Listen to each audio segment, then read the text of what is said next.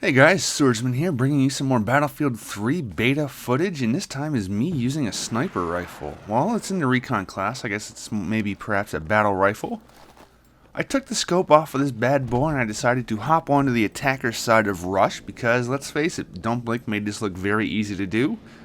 And I was kind of jealous because, as some of you longtime subscribers know, I was a big fan back in World at War of the unscoped sniper rifles, and this seems to have a similar feel to it. If I had to compare this particular weapon to starting off Recon weapon, I would say it's more like the M14 from Bad Company 2, but so far it's very fun to use, and you will see my first attempts at using this weapon. This footage will be taking place on a Swedish server. Last night Zinto tweeted to us saying that I'm going to be on this server, come and get me, and so a lot of the D crew rolled in to have a good time, even though it was on Swedish servers. Fun was had by all, and in the end, I guess Zinto's randoms on his team made him rage quit because they weren't doing so well. It did not seem to go well for his team, and his team was not really all that interested in playing the objective. Sorry, Zinto, you should have rolled with us. That's all I really got to say about that. It was a fun time overall, and he was a good sport about it all. Sniping in Battlefield 3.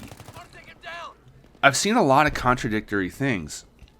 From Demise insisting that snipers will not be one-shot kills unless they're headshots, to seeing videos from Jimmy that is absolutely tearing it up with a bolt-action sniper rifle. So it's hard to really know right now. I have not unlocked a bolt-action sniper rifle to do any testing myself. But so far they have not been a problem that I've encountered thus far. And I will say that I actually think that it's going to be a very big toss-up between whether or not Recon or Engineer is the most team-helping class in the game. And you might be hearing this and you're going, why? Why would the Recon be a team-helping class? It just doesn't work. And for the simple fact that, as you'll see me put this little thing down throughout the game, is Recon's had these mobile spawns that we talked a little bit in news leading up to Battlefield 3. And they are essentially proving to be one of the most useful pieces of equipment I've seen. When you place down a mobile spawn, it will stay there until somebody destroys it or you pick it back up. On PC, I believe it is the F key that picks it back up. So what this essentially allows you to do is not only yourself, but the rest of your team can repeatedly spawn into this mobile spawn over and over and over again, thus the word repeatedly. And it really, really helps. You might not think it helped because they removed that you can only spawn on your squad leader. You can now spawn on any squad mate. But let's face it, there are times when all of your squad is down. And instead of losing the momentum and having to start back at your deployment, a clever recon or a good player could have placed his mobile spawn point somewhere up into the action, but out of harm's way. And then you're looking at a big advantage, a big momentum keeper, a momentum saver, and it really seems to pay off. And when you combine that with the fact that Recons will be able to have a piece of equipment that is a laser designator that can mark targets for jets to bomb or shoot missiles into, it's going to be pretty badass. As you can see here, I even took the sniper rifle down into the subway here because I hadn't died. I had anticipated swapping out to a submachine gun or another kit, but I figure I'm on a roll. I might as well stick with this thing instead of looking to die easily. And as you can see here, it's starting to really pay off even in close quarters with its rate of fire and its damage being sufficient enough to hold its own against people that are, you know, reasonably close to. That one guy in the tunnel that I shot was behind cover. The second guy seemed to be AFK, but even so, we'll count that as an example of how fast it can kill up close with me having really a mild trigger finger type of shooting habits, because I'm not really the fastest shot with these types of things, whether it's a mouse or the controller. So I don't know, it was working for me. Here again, close quarter situation. I was able to gun him down with a steady stream of shots. And here, this part of the base, I'm so gun shy about this base because I know how horrible it was in alpha. But it has gotten better in beta. Those little bags to my right of that car were not there before. That actually provides quite a bit of cover here, as I'm going to try to stack up here for a little bit and protect that right side flank as they were arming. Ah, damn flashlights.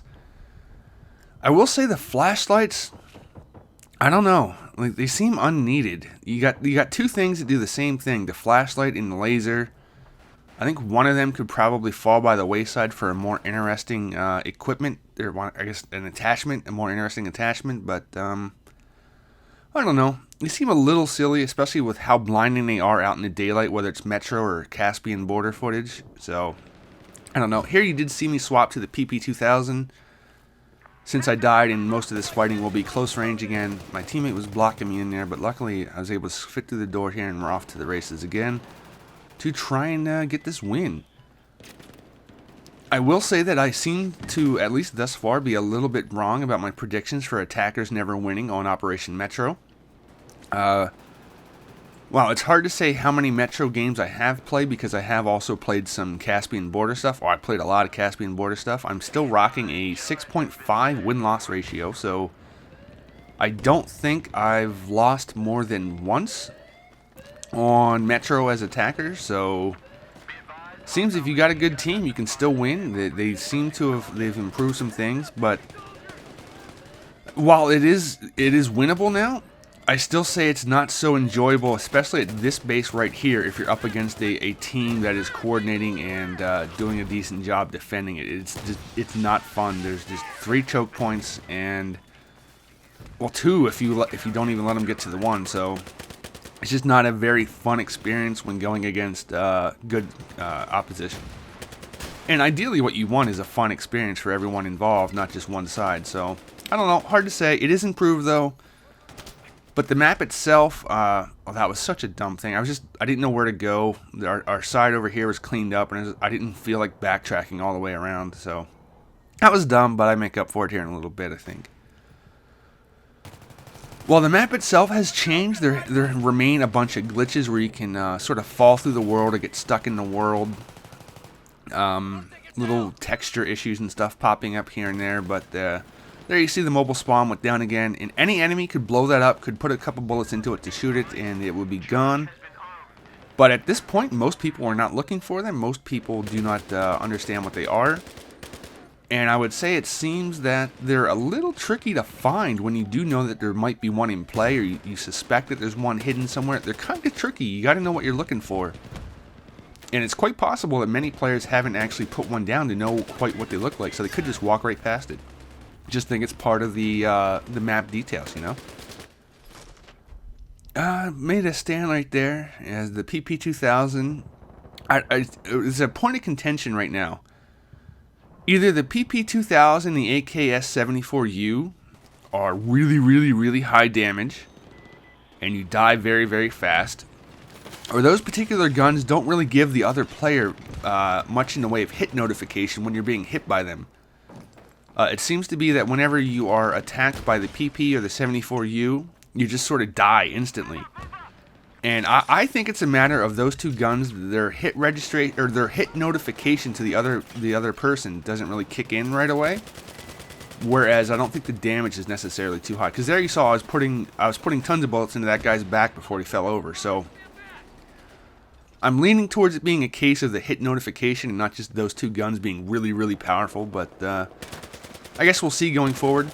That part right there is a bit of a bummer that you can't really shoot through many materials. I thought maybe some of those shots could have hit through there and got him, but it was not meant to be. But luckily, I believe I get revived here. Yeah, see, there we go. I'm in last stand, and I choose to accept it, which is very cool. I love that you get to accept if you want to be revived or not. But on the other hand, I'm not exactly too thrilled that you get to sit there with a pistol waiting to accept it or not. So I don't know. It's a tough call. It's cool that you have to say yes or no, but laying there with a pistol, not really a fan of, I guess. But if that's the worst thing that you can complain about, really, it's doing all right, you know. Though I have been killed by last stand a couple times, but it's just one of those temporary like moments where you just get frustrated or annoyed, but it quickly wears off because I mean it's just a dude laying there with a pistol. Anyway, moving on. We are approaching the last MCOM here, and I finally get to arm one. My team was pretty fast charging here throughout the map. Get myself an arm, and I found this bus to be a pretty great spot to defend this one because I think so far, many people don't realize you can go into the bitch. Impact moment right here. Oh my god, you fucking fail, you moron. Impact deny your brothers from another mother, I swear to God. Try to throw a nade, it hits the goddamn windowsill and bounces back into the bus. I think I get one more? Yes, okay, there we went. One more kill. And the crate explodes, and that's that. GG indeed, my brethren. GG indeed. To me, I had a pretty good game with a mix of the sniper rifle with no scope and the PP2000. This was one of the faster games of Rush that I have been a part of in the beta or alpha, for that matter. Well, the alpha really didn't. There was no way that was that quick going through here. Had a good team with us. We had some fun. Hopefully, you guys are having fun as well. And a treat for you guys. Apparently, since the horses out of the barn, we're allowed to post Caspian border footage now. So hopefully, I can get that for you guys. Take care.